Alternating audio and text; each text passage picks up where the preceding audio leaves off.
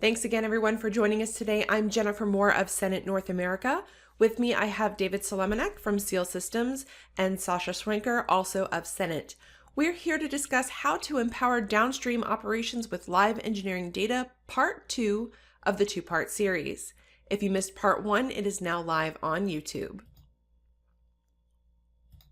Quick agenda, we're going to kick things off with a recap of what we showed in part 1 for continuity, followed by an overview scenario and architecture components for this week's focus on the output portion of our global change scenario. We'll jump quickly into the demo where we use ever-changing data downstream with production, customers, and suppliers, then on to Q&A and wrap up. Should you have questions throughout the webinar, please type them into the chat feature and we'll answer as many as we can at the end. As a reminder, the question we've aimed to answer over this two-part series is, of course, how do you capture ever-changing engineering data in real time and then share that data across the enterprise from sales to quality to procurement, manufacturing, and so on? In our day-to-day roles, we often don't think about all of the areas this data touches outside of our own and the opportunities that that data has to change. Is the data reliable and secure as it moves internally, and as well as to customers and partners? What we're really talking about here is enabling digital continuity. In part 1 of our demo scenario, we used a globally distributed change process, working up just to the point of watermarking and stamping. In today's session, we'll utilize that same globally distributed change process and show how our customers are implementing additional automation to streamline downstream use of engineering data through purchase and production order examples, though it can apply across nearly any business process where engineering data is used, as it's all integrated into the workflow change package. The scenario, as before, leverages your enterprise backbone, SAP, no matter if it's on ECC, S/4HANA, or leveraging the cloud. This builds on the previous scenario, focusing in on CENIT Connect and the SEAL conversion engine and output management. And with that, I'll pass it over to David so we can get right into the demo. David? Thanks, Jennifer. I'd like to start with a brief overview of the conversion and output workflow. So we'll take a look at conversions generally handled by an application server, which receives information from a system of records such as SAP, another ERP or PLM system or host platform.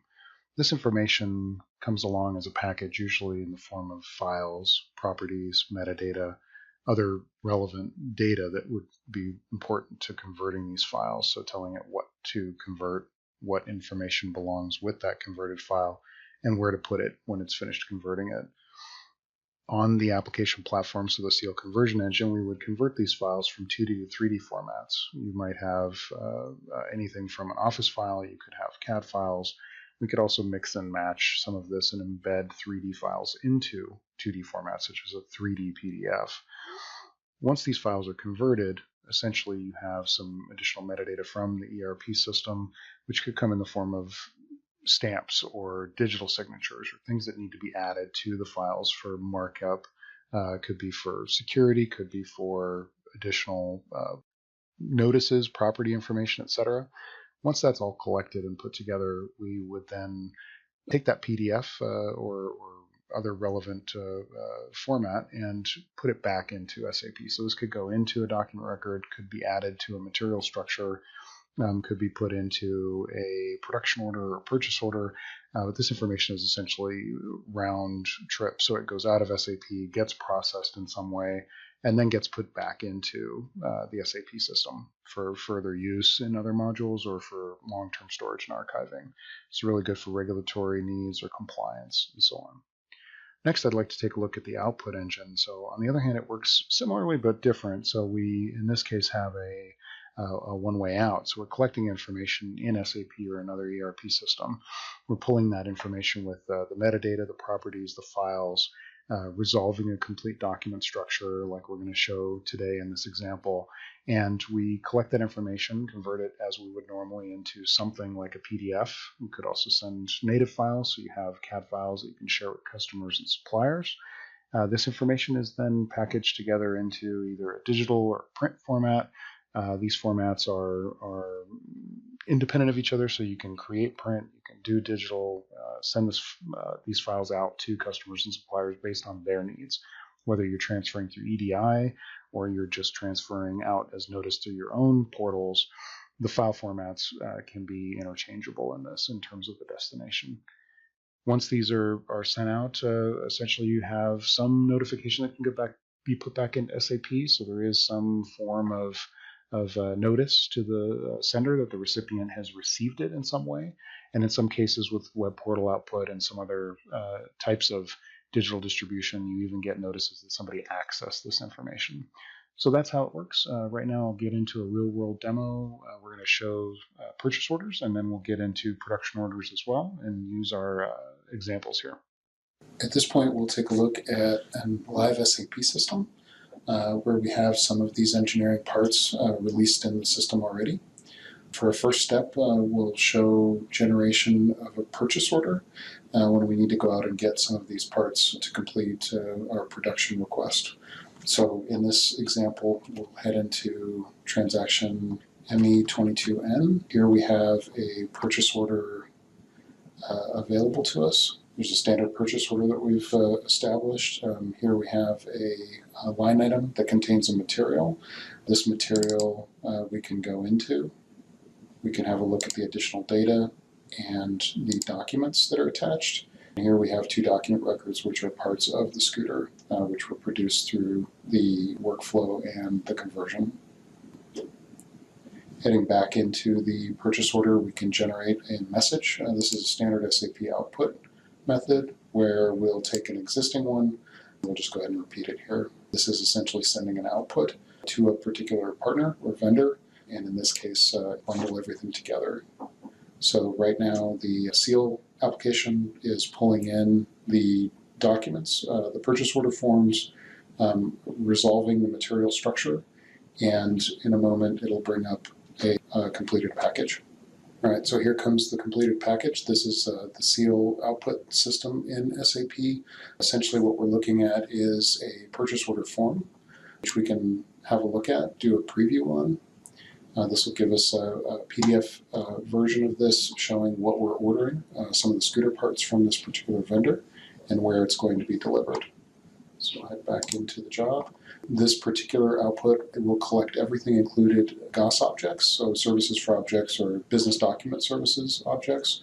It'll collect the document records, so we've identified these particular PDFs as printable from these document record sets.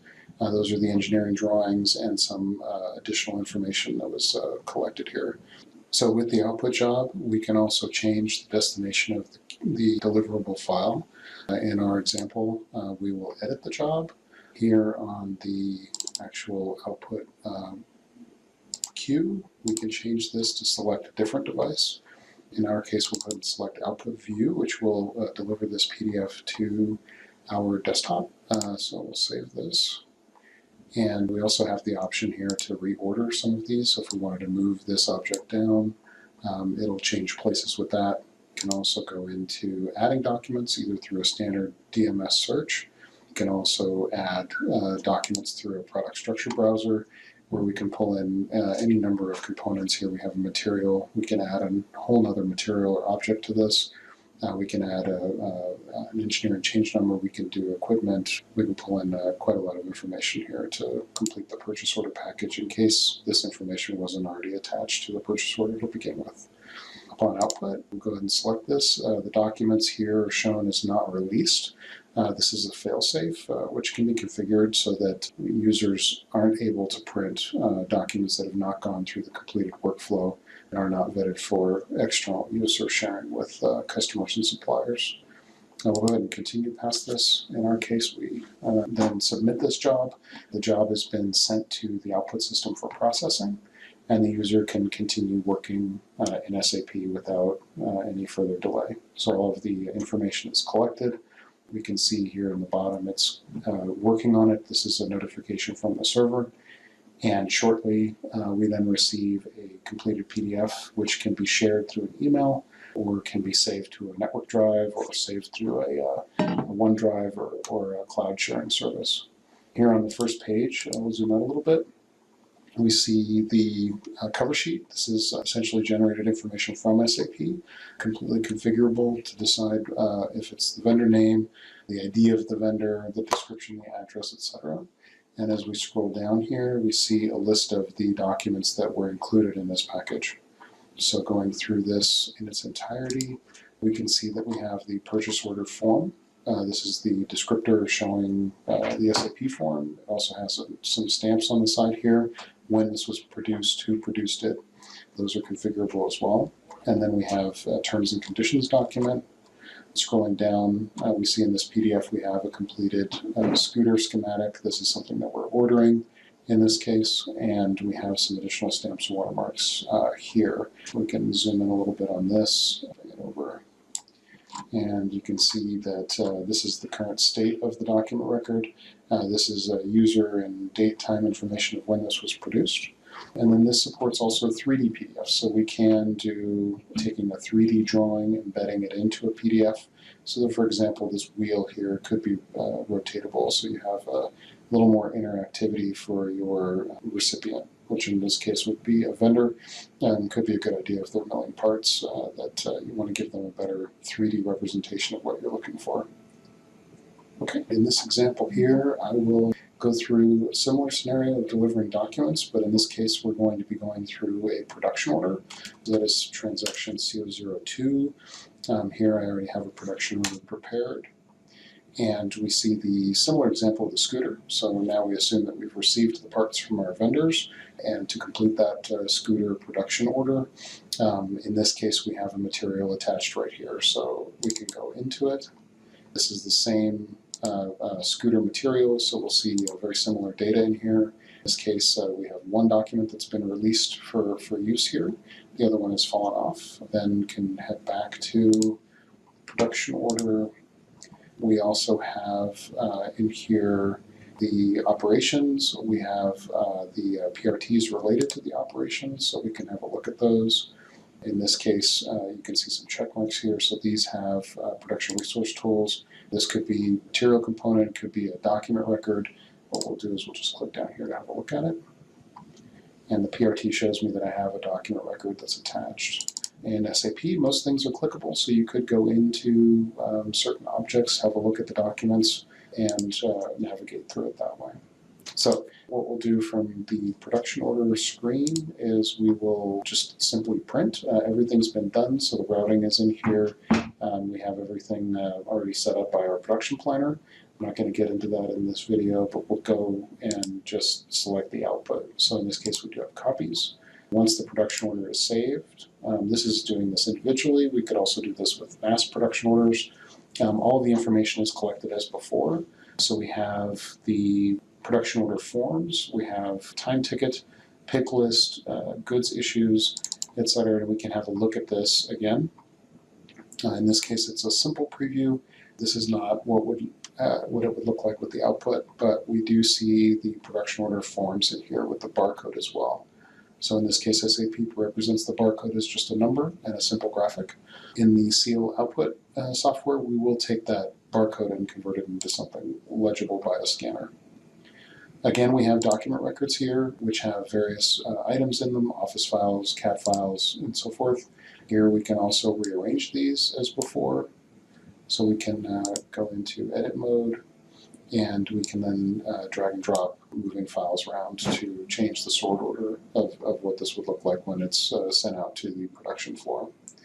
We can also add objects again. So this is the same thing as before. I can go into DMS search, can go into the product structure browser, and we can add all kinds of documents to this. So once I'm satisfied with this, I will hit the output button. So in this case, we're going to be receiving this as a portal page. I've received this in an email as an example, where we have a link that there's been some files generated on a web portal. Accessing this link, we will see the server, and here this is hosted locally by the company that's generating this web portal.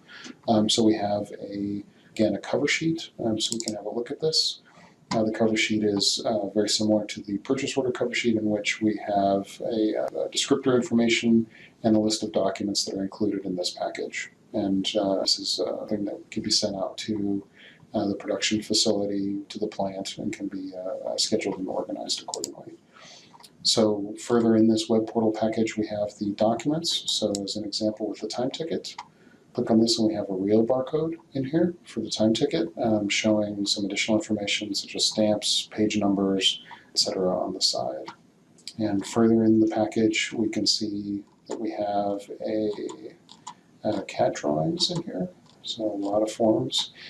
Here we have, again, the scooter. So we've seen this one before, and the scooter has the release stamp, the current date and time of when this was produced, all live metadata from SAP. So these are the properties that arrived from the actual document records themselves, from the materials that were structured in SAP for this production plan.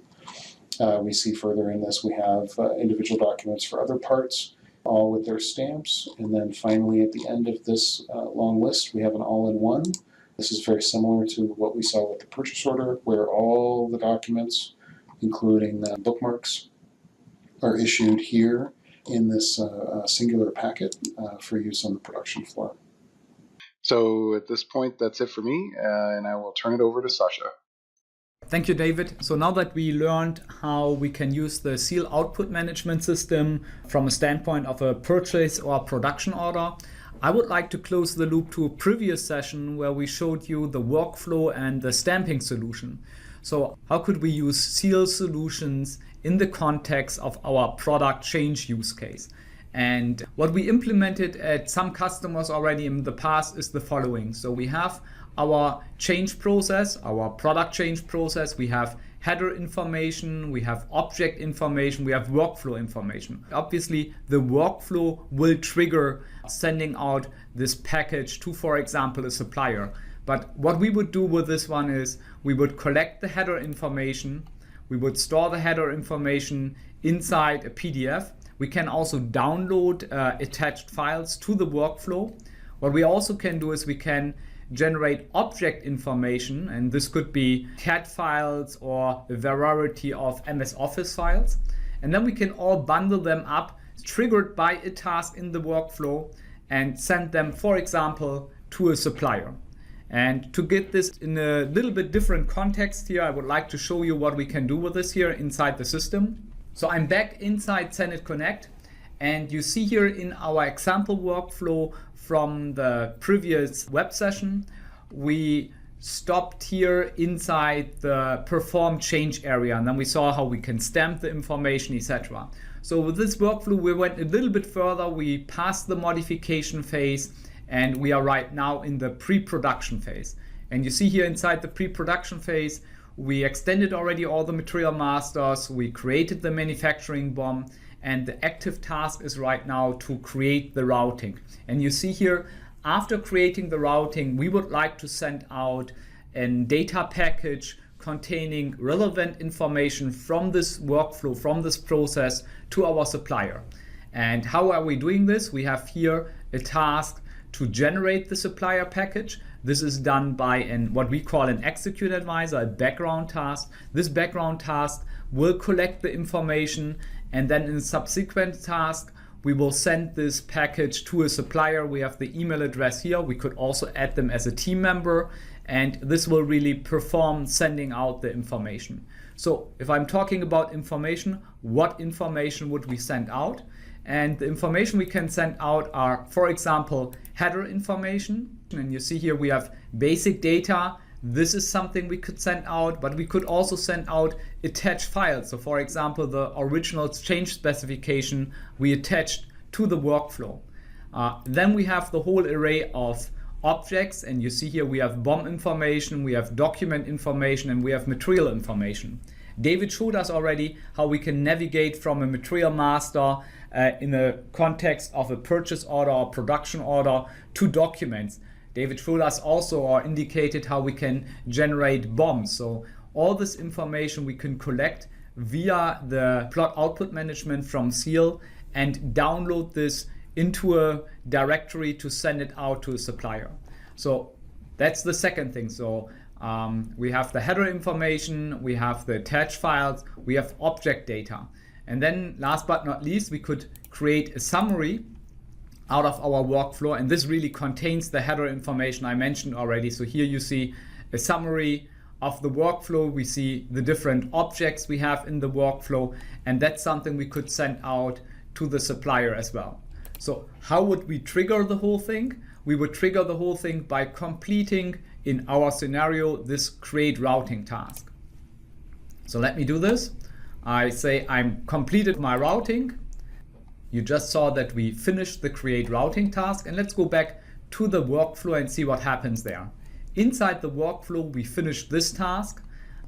In the background, the system completed the pre-production phase. We are right now in the production phase. That's something you see here. The system also generated the package, basically downloaded the information, bundled it together, and then in the next step, we sent this whole package to our supplier. So let's review the presentation again here. So what did just happen? We collected header information, we collected file information, we collected object information, and via a workflow trigger, we sent the whole thing to a supplier. That's just another use case, or that's just another example how we could use the plot output management system from SEAL in the context of CENIT Connect APM, so in the context of a product change, engineering change, or any other workflow where you would like to send out a summary to somebody else in the world, and most likely the somebody else is not part of your company. Thank you very much, and with this one, I hand this session over to Jennifer. Thanks, Sasha and David. I appreciate the demo completing our scenario for empowering downstream operations with live engineering data. We've seen now between the two sessions how information is created, changed, and moved both internally and externally. Let's take a moment to quickly reflect on why CENIT Connect and the SEAL Digital Paper Factory are great additions to any SAP environment. From the CENIT Connect side, a few clear points, of course, are the added automation opportunities, along with the bidirectional nature of the integrated workflows across the entire enterprise, not just engineering. CENIT Connect also helps companies leverage their unique business processes while providing the best practice-based configurations that drastically reduce implementation time of traditional workflows, again, across the enterprise. The SEAL Digital Paper Factory takes that evolving data and automates viewable data generations and secure delivery, leveraging your investment in the enterprise backbone, SAP, so you don't have to worry about elements like authorization rights in a separate system.